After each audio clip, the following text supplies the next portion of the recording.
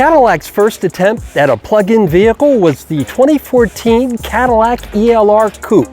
It wasn't a sales success, but it set the tone. Now Cadillac has announced over the years it will be transitioning to a full EV lineup, and it starts with this full EV Lyriq. Let's see if it matches the hype. Christina and Manny Bennett are the owners of this 2023 Lyriq, which is believed to be the first one delivered here in Jacksonville, Florida. So Manny has graciously allowed me to take the wheel of his new Cadillac Lyriq.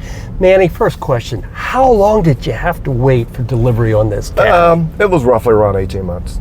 And you know, just living life and you kind of forget about it, and then all of a sudden you get the email that it's being shipped and ready to go. Well, I can already feel that Cadillac plushness, the lightness in the steering wheel, the nice soft suspension. I can already feel the tuning is a little bit different, say for example, than my personal Ford Mustang Mach-E. What made you pick the Lyriq over all the other EVs or SUVs that you could have gotten? Well, number one, I'm a Cadillac guy. Okay. And when General Motors decided to come out with the Cadillac Lyriq, I love the look of it, the performance specs I liked, and just like you said, it rides like a Cadillac. I also have a Bolt EUV, and it's a fun car to drive, but it doesn't have the get up that this car has. It's not as smooth. Give me a little bit of idea. What Cadillacs have you owned in the past? I've had a CT6, which was beautiful, triple black with the tinted window. It was gorgeous.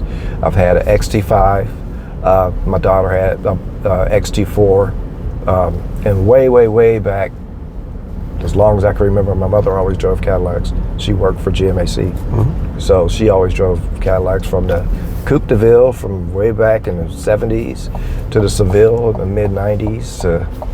You know, she just pretty much everything. So it's kind of raised a Cadillac brat, or a GM brat.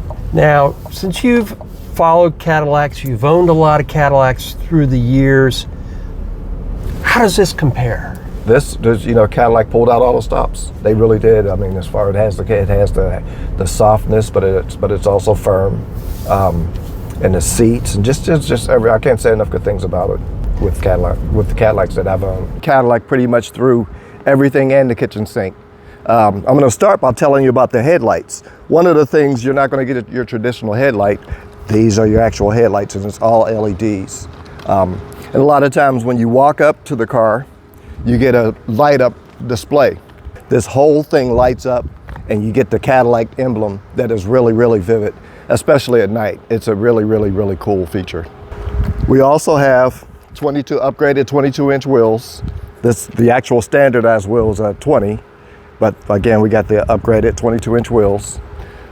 One of the other cool features is the door handle. Now I don't know how much you guys have heard about it, but you just basically touch the button like that, and there's a little handle right here at top. You pull that handle out, and then that's basically how you get in the car. It also has, again, a lot of these features you see really good at night, but the Cadillac emblem, it's lit up. It's really nice little extra feature. This is a 450E. The E is for electric. And also, again, a part of that light show is you get all these LEDs that light up. Also, if you're making a turn, again, your turn signals are here, and it comes down in a line, back and forth. Two ways to get into the trunk. You can press the Cadillac button,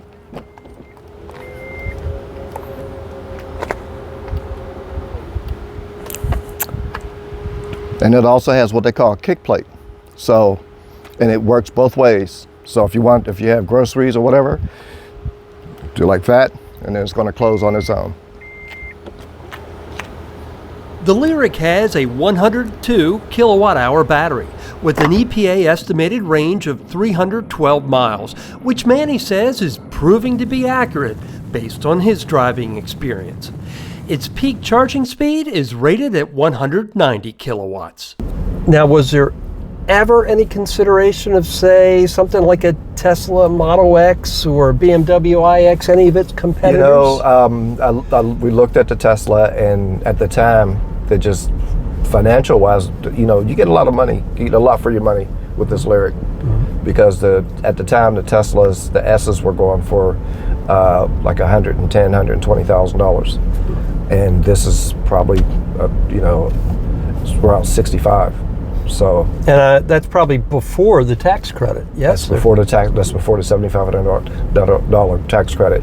Now I hear that after January, they're actually going to allow you to subtract the tax credit up front with the EVs. Right. So, yeah, I'm totally sold. Like I said, I have another EV. I have solar panels on my home that I get a light bill that's probably 17, 18 bucks a month. And that's including air conditioning here in Florida and two electric cars. 2 electric cars, everything. Yep. Yes, and that's including my water and my sewage. So yes, I mean it's really I'm green all the way. Tell me about this launch edition. They're actually calling it the debut edition, and what you get with the debut edition is you get Super Cruise. You also got the moon roof. Just a lot of functions. 2024, my understanding is you can still get it as fixed glass, but if you want one that opens, that's an option as well. Absolutely have that option. Yeah, I mean, I can't say enough good things about this car. Cadillac really pulled out all the stops. And what do you think of the infotainment system? I like it. I think there's you know, a work in progress, but I do like it. I mean, everything's right there at your fingertips. Now, I know this is one of GM's, if not their first, one of their first, but perhaps their first car with Android Automotive. So what's your general impression of Android Automotive? How's it compare to Apple CarPlay and traditional Android Auto? Actually, I haven't noticed a difference. It's because it still comes with, you still have Apple CarPlay, but it does, you know, if you have an Android, it works that way too. Pretty much the same way the other ones. The difference is in the background. You have different backgrounds that you can use as far as, you know, with your display screen. But I guess what they're saying is Apple CarPlay is going by the wayside in a few years. And what's your impression of Google Maps? Because I know this I love it. Okay. Absolutely love it. You know, I was torn because, of course, I had the trial edition of OnStar, and it's like, do I really need OnStar? The car has navigation as well as Google Maps, and Google Maps is by far one of the best. I like it better than Apple and everything. On the interior, it looks like you got a whole lot of cargo space here, as well as a little space up under here. This is the little fancy little handle box here that comes with for your charger. One thing you won't find in the Lyriq is a frunk. Front cargo areas have become common in many EVs. Although Manny's Lyriq is rear-wheel drive, all-wheel drive is also available. Car and Driver saw a 4.6 second 0 to 60 time with the all-wheel drive edition. Despite the extra performance, even with the additional motor, the Lyriq still manages 307 miles of estimated EPA range. I gotta say, I think this is one of the best looking EVs on the road, bar none. It's good to see Cadillac upping its game again. And if you've enjoyed this episode of EV Rider, please give this video a like and subscribe to my YouTube channel so I can continue to bring you more automotive reviews like this one and more adventures in EV motoring. Thanks so much for watching, and we'll see you again soon.